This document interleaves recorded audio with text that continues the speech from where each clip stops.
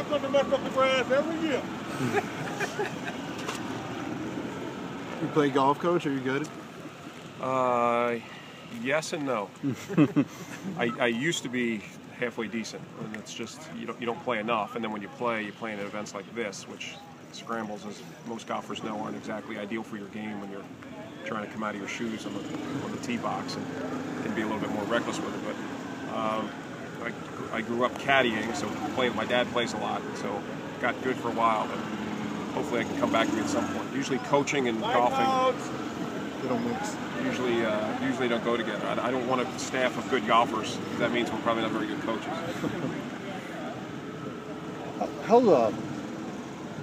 Obviously we'll see it in training camp, but how comfortable are you with your tight end position right now, going in and in what you know of the new offense? How involved will the tight end be? Any more or less?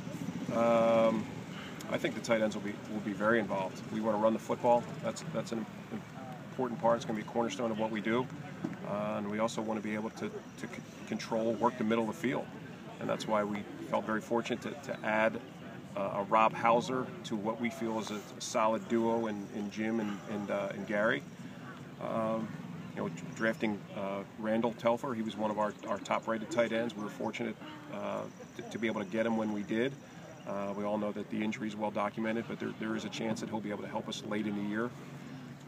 And then we found two guys in the rookie camp, Bibbs and Hapley, who we feel are solid guys that I think have a legitimate chance. So that room went from being, before we signed Hauser to a big question mark to we feel is very deep. Did you always talk about right player, right price? Did you guys think at all about one of those top two tight ends in the draft, or it just wasn't?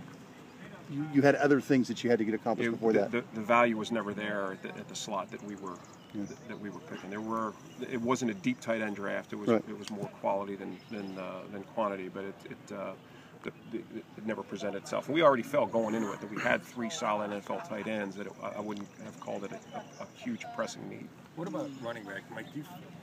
Any concerns that there's not maybe a proven veteran among what's really a young group? I wouldn't say that's a concern. I mean, we're very confident in year two that Terrence and Isaiah will take that next step, and then to add Duke in the draft, that's a position we feel that guys can come in and contribute early. It's not running back's not a position where it's going to take 3 years for a guy to truly hit. So we're fully confident in Wilbert and Flip to get those guys coached up, and I think that's a bit of a concern, the youth, but that's also a positive as well. That we have young, fresh legs. Mike, when there's maturity concerns, I mean, we know Terrence and Isaiah both had some issues last year. When do you know that that's over or it's been resolved? Not till during this season. 5 years from now. I mean, it's always a concern. Did they figure it out? Or? Yeah, we'll see. I mean, it's a little bit easier now when there's no adversity. I mean, that's the test when things aren't going well, and that's what we talk about all the time with our guys, is the demonstration of mental toughness, and that usually is tested, as we all know, during the season. Mike, you said last week that Terrence West has untapped potential. What would you mean, and how much better can he get? Well, it's just that he's shown it in practice, and he certainly showed it on his college tape. That he is capable of being a legitimate NFL starter, and it was just as with a lot of rookies, just a consistency thing. So I think that as he begins to get it, and he gets the playbook nailed down, year two, we're looking for big things from him. Mike, when you talk about focusing more on the offense, like yourself, what's the transition been like so far, and how's your day-to-day different? I mean, at this point, in the offseason program. I'm in all the offensive meetings. I was not thrilled with Coach Mueller the other day. He was showing cut-ups and showed a film from when I was in Buffalo as a defensive coordinator, and we gave up a 30-yard touchdown run, and the players were all getting after me. More so because I was wearing white pants on the sideline. So I wear what they put in my locker. So no, but it's been great. Like I said, feel very rejuvenated as a coach to kind of be in there, be a part of it. to be out there, on the practice field. The good thing about it now is I can be out there for both groups because they're out for the phase 2 work at separate times. But Flip and I are very much on the same page with where this offense is headed. And like I said, I'm real excited to be a part of it. And as this moves forward, is this going to be like in terms of your involvement? Are you going to be overseeing the big picture strategy, or helping Flip game plan, or both, or? That's the plan at this point. The big picture stuff for sure. Still will be involved with the defense, but want to be a part of the game planning as well, just to give the defensive perspective of who they're going against. I have a good feel for NFL defenses, having studied a lot of them, or knowing kind of where the trees, the coaching trees, and there's different styles and kind of different rules within those, and I think that's where I can be beneficial to. Is it your first year head?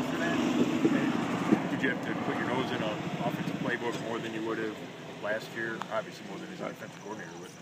I did. I have flashcards to help me learn a lot of the formations as well. No, it was like just like being a rookie. Give me a book, and learn it just like a first-year player would learn. Mike, would you have done that? Calling, or maybe not calling plays, but suggesting plays come Sundays. And did you do that at all last year with Kyle? To some extent, but that was more run pass.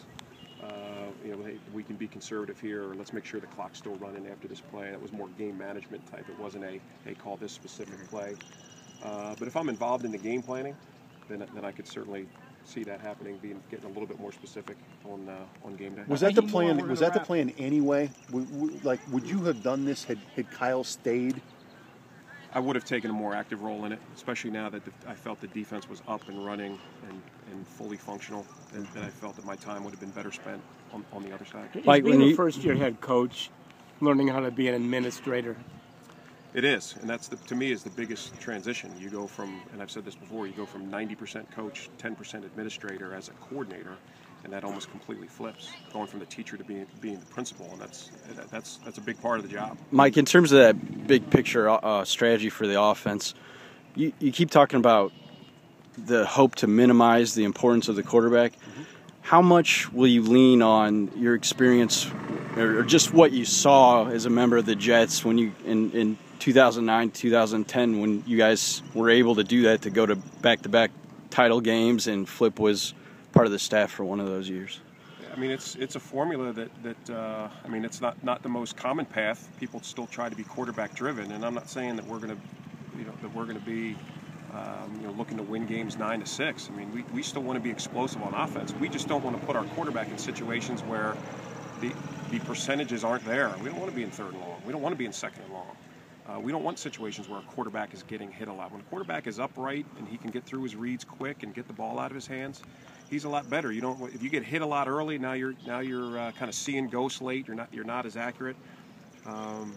We just want to make his life easier. We had Joe out. Joe was out here. Joe was out here earlier. Hayden was out here earlier talking, and it seems like a bunch of the guys, or I don't know how many guys, get together and play basketball. A, is it something that you like, the fact that the guys get together, and B, does it worry you at all when guys are out there? I like it, and yes, it worries me. Yeah. Yes and yes. Do you allow it just because it's something they like to do and it's something they get away? We do, just because I think the percentages, and if they're smart about it, that to me it's a team building thing, and if they're doing something athletic, I'd rather them do that than sitting on the couch playing PlayStation. Hey, can I ask you one more quick one? You keep talking about how you and Flip are on the same page. Are you on the same page with him more than you were with Kyle? Well, I wasn't with Kyle as much, just from a planning standpoint, because I was on the other side of the ball. So I wouldn't say we weren't on the same page. We just didn't communicate as much. Whereas here, I'm with him every step of the way. As far as here's what we're implementing today. Here's what's going in. I sit in on the install meetings, and like I said, I carry a playbook around just like any other player would do. All right. Thanks.